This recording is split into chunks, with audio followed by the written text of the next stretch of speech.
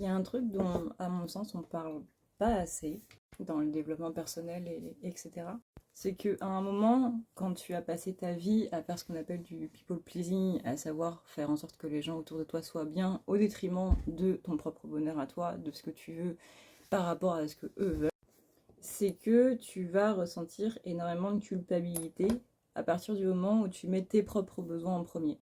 Tu vas même avoir l'impression d'être une personne méchante, en fait. Ou ce principe de faire des choses qui sont même normales et dans certaines situations bien plus morales que ce qu'on te propose. Toi, le fait de mettre ce stop là et de dire bah non, ça ne me convient pas, tu vas ressentir de la culpabilité par rapport à ça. Et c'est là où ça va être particulièrement compliqué à gérer. Parce que dans un premier temps, on n'est pas habitué à ça, on a grandi avec le fait qu'on devait faire plaisir aux autres, et notamment à nos parents, à notre famille. Ça peut être dans le rôle de l'aîné, tu es le grand frère, tu es la grande sœur, donc tu dois t'occuper d'autres personnes que toi, à un âge où c'est pas censé être le cas. Parce que papa et maman sont occupés, parce qu'il y a ci et ça, et donc du coup on ne peut pas s'occuper de tes frères et sœurs, donc vu que tu es l'aîné, c'est à toi de le faire, et c'est normal que tu le fasses. Ça peut être le fait que tu devais être super sage, ça peut être le fait qu'il y avait ce côté très faut que mon enfant soit parfait devant les autres. Les enfants des autres peuvent être turbulents, etc. Mais le mien, non. Donc toi, en tant qu'enfant, tu n'avais pas spécialement droit à des extravagances d'enfants qui sont totalement normales.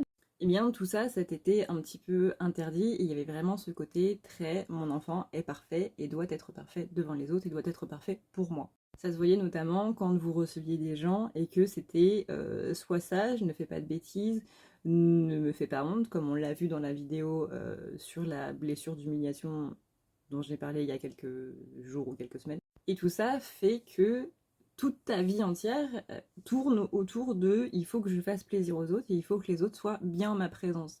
Il faut que je sois un hôte absolument parfait quand je reçois des gens.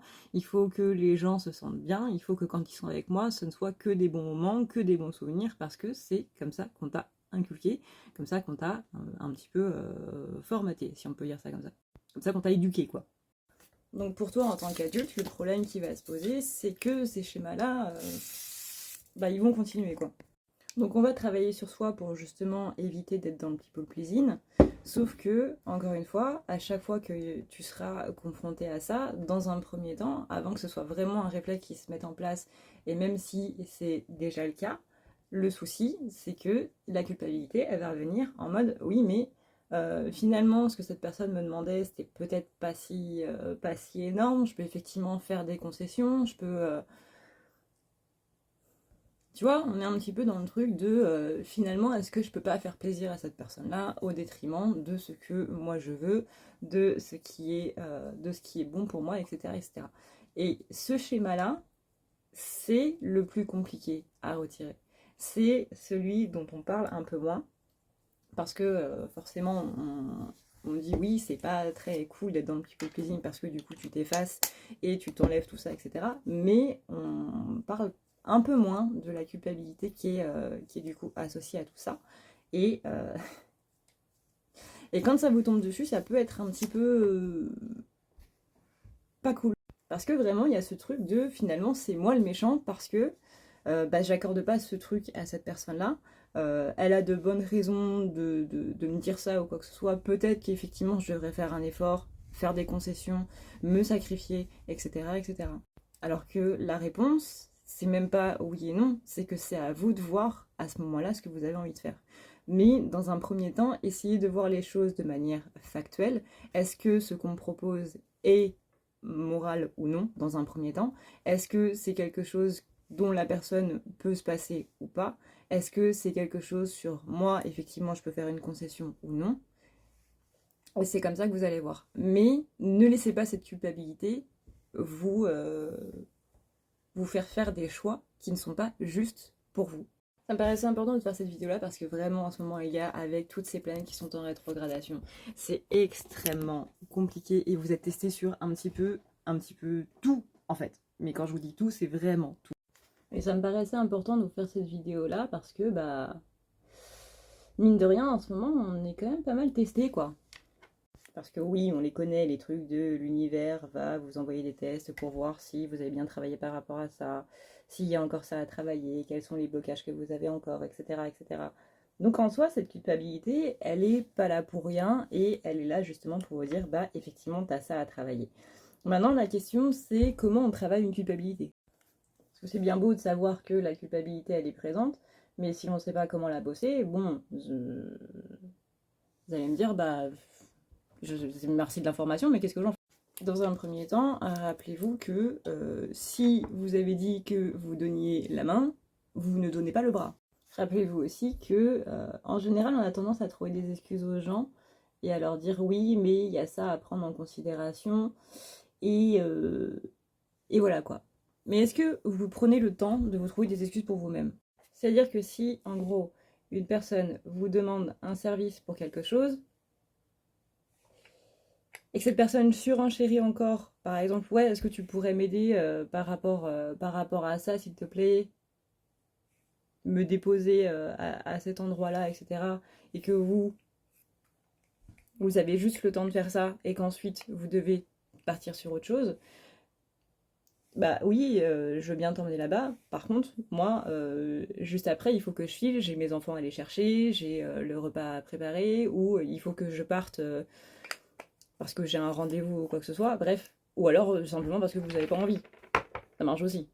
Et que cette personne vous sorte, oui, bah écoute, en fait, j'aurais besoin de toi aussi par rapport à ça et par rapport à ça. Et que vous êtes là en mode, c'est pas ce qui était prévu. Mais qu'on vous dit, oui, mais t'es la seule personne qui peut m'aider, si t'es pas là, je peux pas aller là, je peux pas faire ça, je peux pas avancer par rapport à ça, c'est hyper important, etc., etc. Mais vous, ce que vous avez à faire, c'est aussi important. Et même si vous avez rien à faire et que vous avez juste pas envie, dans tous les cas, c'est pas ce qui était dit à la base.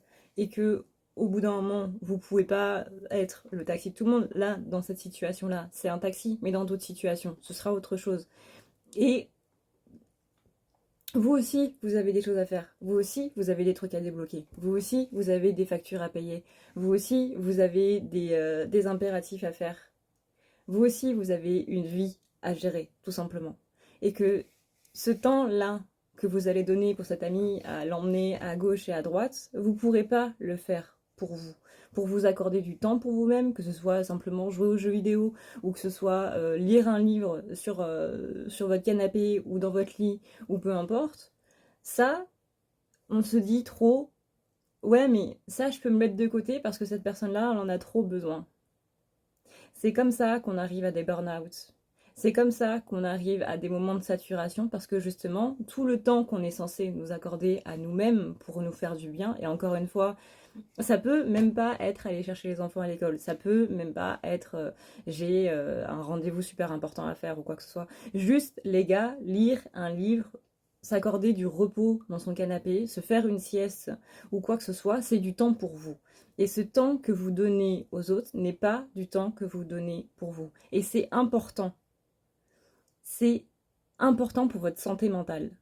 Juste ça, c'est important pour votre santé mentale.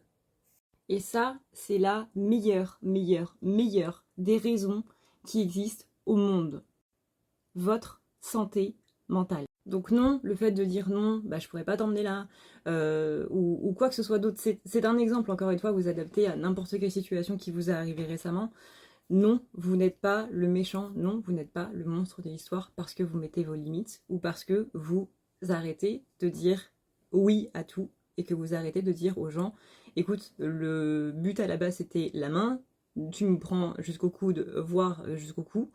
La réponse est non, juste non. Et non, ça ne fait pas de vous le méchant de l'histoire.